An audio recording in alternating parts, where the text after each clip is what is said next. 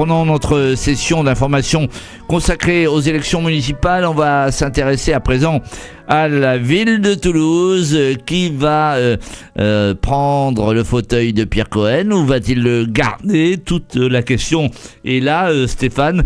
Quelles sont les forces en présence? Eh bien, on a envie de donner un titre à cette élection, Cohen-Moudinque, le match retour. C'était d'ailleurs le titre du spécial élection municipale du Monde d'il y a quelques semaines.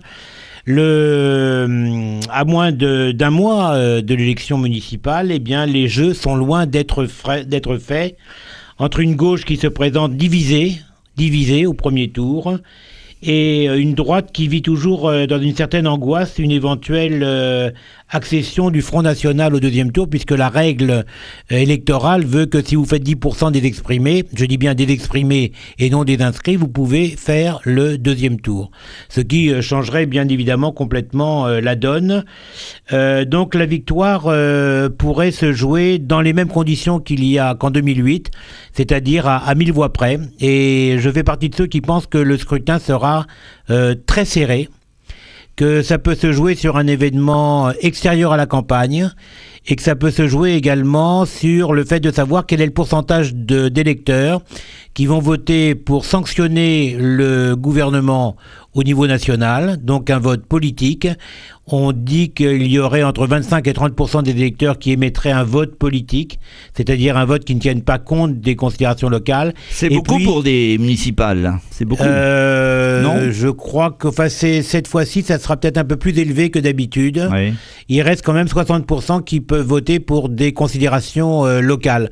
Le problème que nous ne connaissons pas dans le pilotage politique toulousain est celui posé par les nouveaux arrivants. Vous savez qu'il y a environ de 10 à 12 000 nouveaux arrivants par an depuis une dizaine d'années. Ces nouveaux arrivants n'ont pas la culture politique de Toulouse, mais ont envie d'être bien installés dans leur ville, que ce soit à Toulouse ou dans la métropole. Et on verra plus tard d'ailleurs que peut-être que Toulouse pourrait devenir beaucoup plus grand le jour où il y aura peut-être dans 15 ans, dans 20 ans, dans 30 ans, une métropole qui fédérera toutes ces villes de l'agglomération. Donc, sans culture politique locale, c'est des considérations locales qui vont jouer. Et là, on sera bilan contre bilan, projet contre projet, programme contre programme. Alors, précisément, quels sont les programmes de chacun des candidats en lice? Alors, commençons par le sortant, Pierre Cohen, candidat à sa succession. On peut schématiser son bilan et ses projets de trois manières, en rappelant 3 points, D'abord, réalisation du plan de déplacement urbain. Toulouse est en effet la 5e ville de France la plus embouteillée, avec un taux de congestion de plus de 60% aux heures de pointe en 2012, 72% pour Paris. Le maire sortant, Pierre Cohen, défend 2 projets de lignes de tramway, de nouvelles lignes de bus et la poursuite de la piétonisation du centre-ville. Deuxième point auquel est attaché Pierre Cohen, les logements sociaux.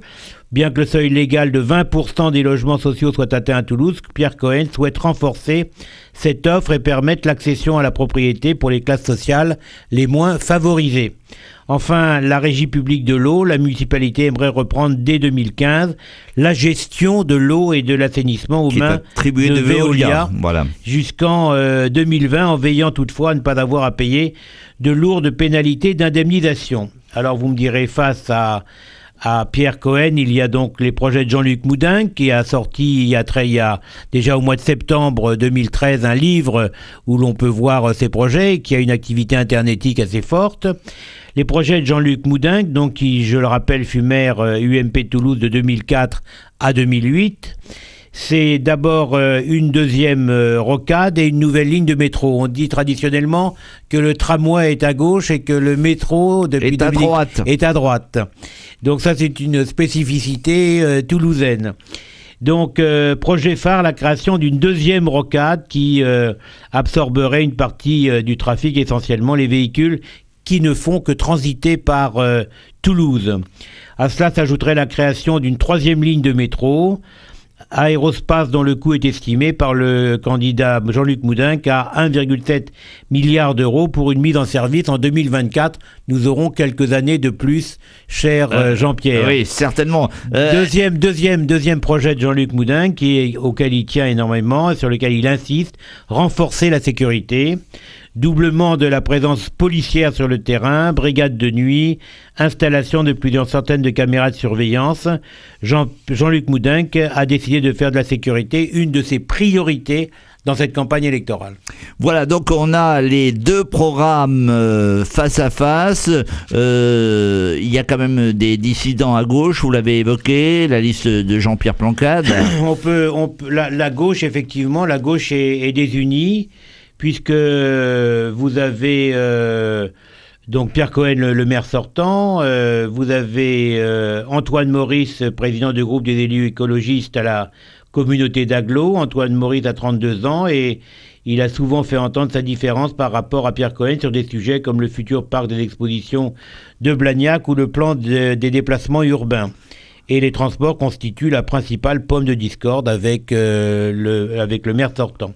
Vous avez également Jean-Christophe Célin, qui est du parti de gauche, qui est le cofondateur du parti de gauche en 2008 et qui a exercé dans une école du quartier du Mirail. Il a quitté le PS en 2008, l'année même où il a fait son entrée au Capitole. Et c'est un ami de Maguid Cherfi du groupe Zebda. Il a été nommé d'ailleurs délégué à la musique, mais rappelez-vous, Jean-Pierre s'est vu retirer sa délégation lorsqu'il a refusé de voter le budget 2013. Absolument. Et à droite, on peut parler de la candidature de Christine de Vérac. Alors on peut parler... Très vite, il nous reste 30 secondes. Oui, de Christine de Vérac, que les sondages donnent à 3 points, qui n'a pas l'investiture de l'UDI. L'UDI lui a retiré son investiture et qui aura du mal à faire mieux que ce que les sondages prévoient. Et puis il y a le Serge Larose, l'ancien professeur de Supaéro, qui milite au Front National depuis 81, qui est le doyen des candidats et qui est la grande interrogation aussi du scrutin, puisque la droite républicaine, bien sûr, souhaite qu'il ne fasse pas les 10% des suffrages exprimés. Merci Stéphane Beaumont. La semaine prochaine, on va s'intéresser au département du Tarn-et-Garonne avec Montauban. Il va se passer certainement des choses, mais aussi à Moissac, Cassel-Sarrazin ou encore Caussade.